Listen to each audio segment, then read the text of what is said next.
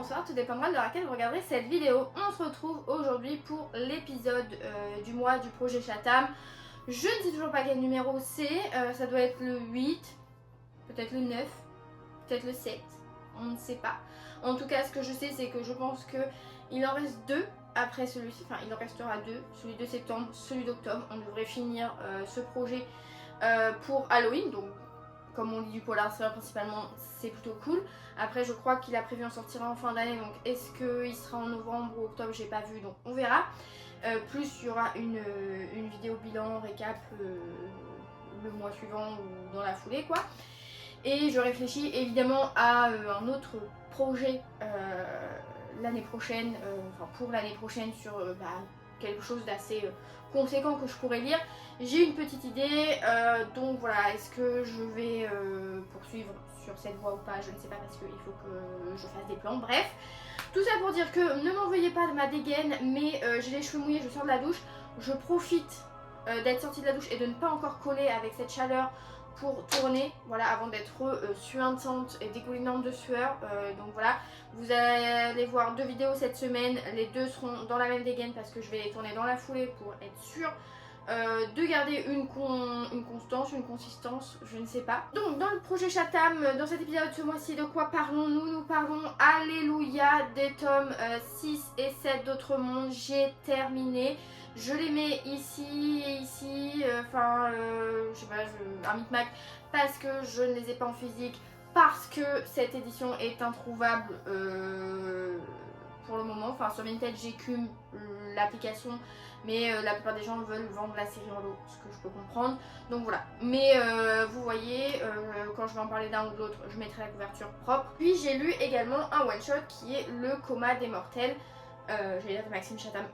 Quelle surprise, vraiment je vais bugger à chaque fois, à chaque épisode je vais la faire, mais voilà.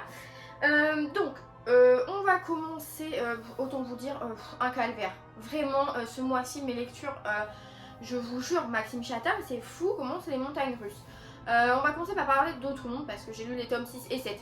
Et vraiment, j'ai lu dans la foulée, j'ai dit une fois que je finis le 6, tellement c'est un calvaire, j'enchaîne avec le 7 parce que sinon j'y reviendrai jamais, on n'en verra jamais le bout. Je l'annonce tout de suite, je ne lirai pas l'espèce de tome 8 ou tome séquel ou préquel ou je ne sais quoi qui s'appelle Ambre, donc qui s'intéresse au personnage d'Ambre parce que je peux pas me la piffrer, j'ai pas envie de savoir ce qu'il en était, ce qu'il en est, bref, je ne le lirai pas. Donc voilà, autant je lirai je pense à la fin du projet Chatham le 5e règne qui était le premier livre, enfin une nouvelle je crois ou un roman qui il a gagné un prix mais c'était pas sous le pseudo Maxime Chatham, enfin bref ça je lirai, mais Ambre c'est niais. Donc le tome 6, un calvaire, vraiment un calvaire, c'était d'une longueur pour rien, les personnages tous plus insupportables que les autres, on reprenait du coup après les événements du tome 5, logique, donc nos personnages partaient d'un point A pour se rendre à un point B pour pouvoir avancer dans leur quête contre le grand méchant qui, je ne l'avais pas dit dans l'épisode où je parlais des tomes 4 et 5, mais le grand méchant s'appelle GGL. Dans le livre c'est écrit comme ça, donc eux ils prononcent Gaggle, c'est Google. Vraiment en fait le grand méchant, je spoil, cette vidéo ça va être du spoil de A à Z même pour l'autre livre je vous le dis, donc si vraiment c'est des œuvres qui vous intéressent n'écoutez pas ou voilà, mais je vais spoiler parce que c'est bon, à un moment donné les séries elles ont 10 ans, vas-y. Donc le grand méchant c'est Google parce qu'en fait il s'avère que le grand méchant, d'où vient le problème de cette fin de monde entre guillemets, c'est Internet et l'intelligence artificielle. Alors, parce qu'en plus, à un moment, il y a un espèce de sauveur qui s'appelle Anonymous. Vraiment, j'ai trouvé ça mais si grotesque. Je dois dire que, à l'époque où ça a été écrit, on n'avait pas encore tout l'importance de l'intelligence artificielle actuellement, avec tout ce qu'on peut voir avec les vidéos, les montages, les photos, etc. Ça n'avait pas encore cette importance. Donc pour le coup, à l'époque où ça a été écrit, je trouve ça assez précurseur, assez ingénieux. Ça, pas de souci. En revanche, le tome 6 donc est d'une longueur sans fin. Vraiment, je vous jure, je l'ai subi. Mais le tome 7, lui, a été plutôt une agréable surprise parce que je l'ai trouvé assez dynamique. On prenait vraiment une tournure importante. On approchait de la fin, donc forcément qui dit fin dit grande bataille finale, que j'ai trouvé plutôt agréable à lire. Vraiment, encore une fois, c'est pas du tout un problème de plume avec cette série, c'est juste que, comme je l'avais dit, en lecteur lambda sans le projet Chatham, c'est pas du tout une série vers laquelle j'aurais été, et maintenant que j'ai terminé, je le confirme à nouveau, c'est pas une série qui est faite pour moi, c'est pas le genre de fantastique, science-fiction, je ne sais pas, que j'apprécie. Je ne nie en aucun cas le travail fourni de construction, de recherche, etc. pour ça. Mais c'est vrai qu'à mon grand âge, j'ai trouvé ça un peu... donc oui, sans doute, il y a une double lecture selon l'âge où on lit enfant, ado, adulte, triple lecture, bref. Ça ne m'a pas convaincue. Le tome 7, oui, est plutôt plaisant à lire. En revanche, pour moi, c'est facilement une saga qui pouvait tenir en 4 à 5 tomes. Il n'y avait pas besoin d'en faire 7 à mes yeux. Voilà. Et en plus, le truc, c'est que j'apprécie les personnages qu'on suit. Dans le tome 7, on retrouve des personnages qu'on avait vus depuis un moment, donc ça, j'ai bien aimé aussi. Il y a 2 éléments que j'avais venir à 10 000. Vraiment, il y en a un, c'est vraiment... J'étais là, non mais pitié. Vraiment, je vais spoiler, je suis désolée. Mais à un moment, là, Ambre, ils font leurs petites affaires pour la première fois avec Matt. Elle tombe direct enceinte. À quelle heure? Vraiment, à quelle heure la probabilité pour que dès ta première fois et qu'en plus tu tombes enceinte, vraiment, il y a des femmes, elles en rêvent. Hein. Mais parce que tomber enceinte la première fois que t'essayes, je veux bien. Mais tomber enceinte et en plus c'est ta première fois en tant que telle, chapeau madame. Vraiment, tu es l'élu des élus. Mais voilà. Ambre, toujours agaçante, vraiment c'est un personnage que j'ai pas aimé. Je suis vraiment désolée, je suis un peu aigrie et véhémente, mais je suis énervée parce que il y a sur 7 tomes, il y en a au moins 3 où j'ai eu l'impression de perdre du temps. Genre vraiment le 2, le 4 ou le 5, je sais plus exactement lequel, le 5 je crois. Et le 6, non. Et puis alors ouais, le coup de Google, le grand méchant, les clins d'œil à Neverland, à Oz, à Anonymous et tout. Non, moi c'est bon, stop. Et du coup je dis oui, l'autre bémol c'est que il y a vraiment tout un bon histoire où je l'avais dit, c'était par rapport au tome 4 je crois, où on suit nos personnages qui sont à un autre lieu par rapport à notre trio initial. Et c'est des personnages, c'est un point d'intrigue que je trouve on n'avait pas assez de chapitres pour en parler. Et j'ai trouvé pareil que dans le tome 6 et 7, on n'a pas d'infos sur ce qui se passe là-bas. Alors que la narration pardon, est à la natation. La narration est à la 3e personne et donc permettrait de nous donner des infos sur ce qui se passe là-bas en intramuros. Donc c'est à Eden parce que voilà, c'est donc de l'autre côté de l'Atlantique, donc dans le lieu originel où ont évolué nos personnages. Et alors que pourtant on a des chapitres qui sont du point de vue de certains méchants entre guillemets, d'autres protagonistes, antagonistes. Donc j'ai trouvé que c'était un petit peu déséquilibré et c'est vrai que je reste un peu sur ma faim de savoir ce qui s'est passé pour ces personnages là en fait. Donc voilà, ma conclusion c'est que Autre Monde, ce n'était pas pour moi. Ça n'en reste pas moins très bien écrit et plutôt bien construit. Après voilà, c'est une intrigue qui ne m'a pas fait d'effet. C'est des plots et des retournements que j'avais vu venir. Donc après, voilà, c'est quand même de base destiné à des ados. Donc mon cerveau est peut-être maintenant, avec du recul, plus à même d'interpréter certaines choses et de deviner. Mais voilà, c'était pas fameux, encore moins fameux. Alors là, faut le faire parce que vraiment... le coma des mortels, mais de qui se moque-t-on, mesdames et messieurs? Je pense de moi-même. On se moque de moi. L'année dernière, le mois dernier, j'ai lu Que ta volonté soit faite, donc pareil, que je n'avais pas du tout aimé, vraiment, qui est dans mon top des pires lectures. Ici, je pensais pas moins aimer un livre et pourtant c'est le cas. Voilà, c'est le cas. Donc pareil, comme Que ta volonté soit faite, il est assez court, un peu plus long quand même, il doit faire 350 pages, mais c'est encore une fois un roman assez court. Alors je sais pas pourquoi dans ma tête tous les livres de Maxime Chatham font 500 pages, alors que pas du tout, hein, c'est pas un défaut, mais voilà. Ici je dirais qu'on n'est pas sur un polar, au moins policier qu'on parlait, je dirais qu'on est plus sur un roman un peu thriller psychologique, parce que ici on rencontre Pierre qui reprend un nouveau départ dans sa vie. Il envoie tout bazarder ce qu'il a vu parce qu'il y a des événements qui ont fait qu'il en avait marre, donc il a tout bazardé, son boulot, son couple, sa famille, voilà. Il repart vraiment de zéro, il veut rencontrer de nouvelles personnes, etc., se refaire une vie. Et il s'avère que autour de lui, il y a plusieurs disparitions et meurtres à des moments, et donc il évoque ça comme en tant que malédiction.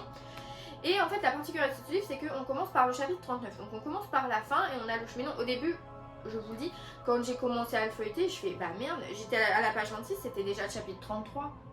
Je fais bah trop bizarre, je feuillais, je vois qu'on reculait, et après je me dis non, c'est pas une impression, c'est qu'il y a un truc. Et en fait, le début du chapitre, j'ai lu donc le préambule, et le début du chapitre 39, ça c'est la fin. On comprend qu'on commence par la fin du récit pour être amené à la finalité. Donc en soi, ça j'ai trouvé assez ingénieux. Je me dis cool, en fait on va voir la grosse révélation et on va voir comment on y vient, comment on y est amené.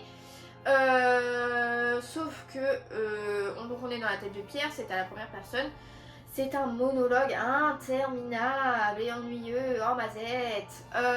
Le pire est détestable, c'est un gros gamin dans un corps. En fait, c'est un gamin dans un corps de 30 ans. Vraiment, ses pensées sont débiles. Il y a donc des personnages qui gravitent autour de lui qui sont tout aussi détestables. Il a également en tant que personnage son psy qui en gros il a vu un psy dans son ancienne vie, et quand il a décidé de tout bazarder, il a également viré son psy, s'est dit c'est bon, ça ne me fait pas avancer dans la vie, donc j'avance tout seul. Sauf que le psy, de qui, de comment, de quoi, visiblement il arrive à le harceler, il l'appelle tous les jours pour laisser des messages et tout. Très vite, très rapidement, j'ai interprété ça comme la voix dans sa tête, genre sa conscience. Et plus je lisais, plus je me disais, en fait, le mec, il est juste schizophrène. En fait, il a une double personnalité, c'est tout. Genre vraiment, dès le chantier, là, déjà, on parlait de qui m'énerve, en plus le chantier en face m'énerve, vraiment, on est énervé. Bref, et donc oui, à partir des 50 premières pages, pour moi c'était évident que notre personnage était schizophrène, et je me dis bah ça se trouve en fait c'est lui qui est le tueur, mais juste il n'en a pas conscience parce que peut-être il a une double personnalité, genre en mode Split. Non, c'est Glass, c'est Split, le film avec le mec qui a toutes ces personnalités là, qui a mis ça à la mode d'ailleurs. Et je me suis dit si c'est ça vraiment c'est facile. Et plus ça avançait, plus il me désespérait. Le type vraiment il était insupportable, il faisait que geindre, se morfondre et nanani et nanana. Et il s'avère que, spoiler, avancé de genre 30 secondes pour pas te spoiler parce que je vais dire vite. Mais il s'avère que c'est ça, hein, vraiment, il a une double personnalité et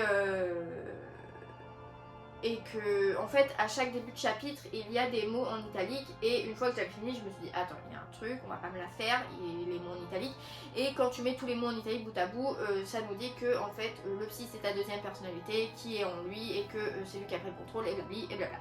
Donc voilà, décevant comme la fin de Que ta volonté soit faite. La différence c'est que ta volonté soit faite, il y avait quand même quelque chose qui faisait qu'on voulait tourner les pages et tout, pas juste cette promesse de fin waouh. Et là c'est qu'en fait dès le début j'étais excédée et franchement j'ai perdu 350 pages de ma vie, j'aurais pu mettre dans un autre bouquin. Donc malheureusement celui-ci ne l'a pas fait. Je sais pas, je suis plutôt mitigée sur certaines œuvres de Maxime Chatham. Je saurais pas te dire. J'apprécie parce que à chaque fois que je lis un one shot, j'ai vraiment l'impression de découvrir une nouvelle plume. Enfin, il arrive à être lui, mais en écrivant de manière différente. Je sais pas comment l'expliquer mieux. Et en fait, voilà, j'arrive parfois autant à adorer Le Sang du Temps, autant à lever les yeux au ciel. Vraiment, l'Undertaker était en moi quand je lisais ce livre. En plus, je lisais sur le tapis de course, donc je peux vous dire que vraiment, ça me tendait là. Mais voilà, celui-là ne restera pas du tout dans les annales. Vraiment, je vais garder tous les livres de Maxime Chatham que j'achète, que je lis sur mes étagères, même s'il y en a que j'aime pas, parce que normalement quand il y a un livre que j'aime pas spécialement ou que je sais que je relirai pas, je m'en débarrasse, je le mets en boîte à livres ou je le vends. Vu que le projet Chatham est quand même un accomplissement personnel, je les garderai tous sur mes étagères, en croirait là pour que je le trouve et autres mondes qui me manquent. Mais voilà, c'était pas fameux. Donc, tout ça pour vous dire que c'est une vidéo, je pense, qui va être très courte, parce que je vais à l'essentiel, mais parce que voilà, concernant Autre Monde, je spoil, mais je peux pas non plus rentrer énormément dans les détails. C'est pour moi, du coup, en conclusion, une saga qui est quand même destinée à un public assez jeunesse, qui a des personnages qui sont marquants, qui sont intéressants à suivre, mais qui, en parallèle, il y en a d'autres qui sont insupportables. Et j'ai trouvé qu'il manquait d'approfondissement sur des pans d'histoire qui, moi, m'auraient plu de connaître, justement avec des personnages qui m'intriguaient. Et puis voilà, des événements assez prévisibles malheureusement. Et je pense ouais, 2-3 tomes en trop, ça aurait pu vraiment être un peu plus regroupé parce que les premiers tomes sont pas très longs. Et sur les derniers tomes, on a un peu plus de pages, donc peut-être qu'on aurait pu équilibrer ou je sais pas. Mais je suis contente d'avoir été au bout, d'avoir réussi parce que c'est pas du tout une lecture qui m'aurait tenté de base. Donc voilà, je l'ai quand même fait dans le cadre de ce projet. Donc au moins maintenant je sais de quoi on parle quand on parle d'Autre Monde de Maxime Chatham. Pour le Coma des Mortels, bah, malheureusement c'est plus qu'un flop. Hein. Dans la vidéo bilan il sera dans les derniers, ça on le sait. Il me reste du coup pas beaucoup d'œuvres de Maxime Chatham dans le cadre de ce projet. Il doit me rester Le Signal, Insecte, L'Illusion, Luxe et La Constance du Prédateur, donc le quatrième tome de la série Le Divin Banqueur, pardon. Donc ça j'ai hâte. Je pense que du coup le mois prochain ce sera Le Signal, Insecte et L'Illusion, donc 3 one-shots, dont Insecte qui est le livre à l'heure actuelle qui me fait un petit peu le plus flipper. Je sais pas trop parce que est-ce qu'il y a vraiment beaucoup d'insectes, on verra, mais moi je suis pas très à l'aise avec ça, donc voilà. Et puis du coup en octobre on aura La Constance du Prédateur et Luxe. Peut-être la fameuse sortie, mais je crois que c'est en novembre qu'ils sortent généralement. Mais sinon je dirais peut-être Le Cinquième Règne, donc qui est le roman où il a gagné un prix avec un pseudo, enfin voilà, qui est en réalité son premier roman avant L'Âme du Mal. Mais voilà, j'espère que cette vidéo vous a plu. Si vous aviez l'intention de les lire et que je vous ai vraiment trop spoilé, je suis désolée. Franchement, épargnez-vous Le Coma des Mortels. Autre Monde, je pense que de toute façon, en vrai je spoil, mais c'est comme quand des fois on spoil des séries. À partir du moment où ça fait 10 ans que c'est sorti, j'estime qu'on est facilement tous au courant. Donc voilà pour ça. N'hésitez pas à commenter, à me donner des avis différents si vous en avez, parce que je suis ouverte même si je suis aigrie, je suis ouverte au débat. Moi je vous laisse vous abonner également, parce que voilà, pour l'algorithme, tout ça. Et puis je vous souhaite de belles lectures. Je vous dis au mois prochain pour l'épisode Chatham. Et puis voilà, salut!